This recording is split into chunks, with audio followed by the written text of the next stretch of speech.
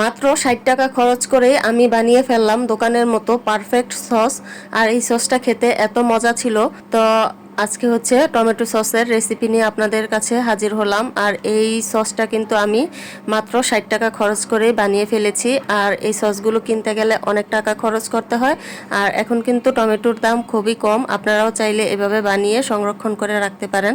তো তার জন্য হচ্ছে আমি ৩ কেজি টমেটো নিয়েছি। আর টমেটোগুলোকে ভালো করে ধুয়ে পরিষ্কার করে এখন কেটে নিয়েছি। আরও আমি নিয়েছি একটি রসুন, আদা, আর হচ্ছে 2টা পেঁয়াজ, আর কয়েকটা শুকনো মরিচ। আর শুকনো মরিচের পরিমাণটা একটু বেশি দিয়েছি যেন একটু ঝাল ঝাল হয়, সসটা খেতে ভালো লাগবে তার জন্য। আর পরিমাণ মতো লবণ দিয়ে দিলাম। সব কিছু আমি টমেটোর সাথে দিয়ে দিচ্ছি। এখন ঢেকে চুলায় বসিয়ে দিব। তো এই তো চুলায় বসিয়ে দিয়েছি। আর একটু পরপর নেড়ে দিতে হবে। আর আমার ঘরে সসটা একটু বেশি লাগে, আমার ছেলে সব কিছুর সাথেই সস খায়, ভাত ছাড়া। রুটি পরোটা যাই বলেন না কেন, ডিম ভাজা সব কিছুর সাথেই ও সসটা খায়। তো সেজন্য আমি বানিয়ে নিলাম যেন অনেক দিন রেখে খাওয়া যায় সেজন্য। তো এই তো আমি কয়েকবার করে উল্টিয়ে পাল্টিয়ে দিয়েছি নেড়ে চেড়ে। আর যেন লেগে না যায় একটু পরপর নেড়ে দিবেন।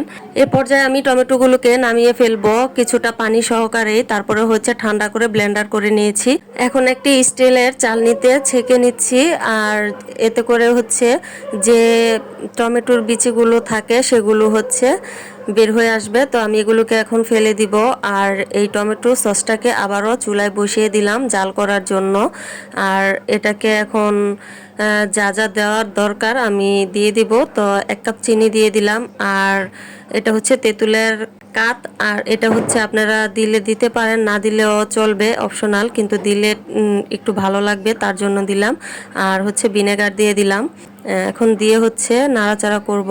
আর আমি কিন্তু এখানে বিট লবণ দিয়েছি, আপনারা চাইলে নাও দিতে পারেন, টেস্ট ভালো হওয়ার জন্য দিয়েছি। আর 2 টেবিল চামচ কর্নফ্লাওয়ার গুলিয়ে তারপর হচ্ছে দিয়ে দিলাম। আমি কিন্তু এখানে গরম মশলার পাউডারও দিয়েছিলাম সামান্য পরিমাণ, ভিডিওটা স্কিপ হয়ে গেছে যার কারণে দেখাতে পারিনি।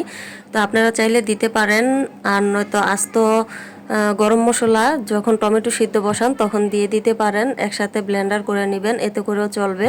তো এই তো টমেটো সসটা আমি প্রায় আরও 15 মিনিটের মতো জাল করে নিয়েছি। এখন কিন্তু ঘনত্বটা এরকমই থাকবে। আমি নামিয়ে ফেললাম। আর ঠান্ডা হলে তারপর হচ্ছে কাচের ঝাড়ের ভিতরে ঢেলে নিব। একে একে সবগুলো কাচের ঝাড়ের ভিতর আমি ঢেলে নিয়েছি। আর আপনারা কিন্তু ভিনেগারটা অবশ্যই দিবেন, নয়তো সসটা নষ্ট হয়ে যাবে। আর কাচের ঝাড়ে রাখার চেষ্টা করবেন, তারপর ফ্রিজের ভিতর রেখে দিবেন নর্মাল পোর্শনে। আর যখন খাবেন তখন নামিয়ে নেবেন। এই হচ্ছে আজকে আমার এই ভিডিওটা। আর আপনারা যদি আমার ভিডিওটা ফলো করে সস বানান, আপনাদের সসটাও পারফেক্ট হবে ইনশাল্লাহ। সসটা কিন্তু খেতে অনেক মজা হয়েছিল, দেখতেও কিন্তু কালারটা একদমই দোকানের কিনা সসের মতো হয়েছিল। তো আজকের ভিডিওটি এই পর্যন্তই। চলে আসবো আরও একটি নতুন ভিডিও নিয়ে। সে পর্যন্ত ভালো থাকবেন সবাই। আসসালামু আলাইকুম, আল্লাহ হাফেজ।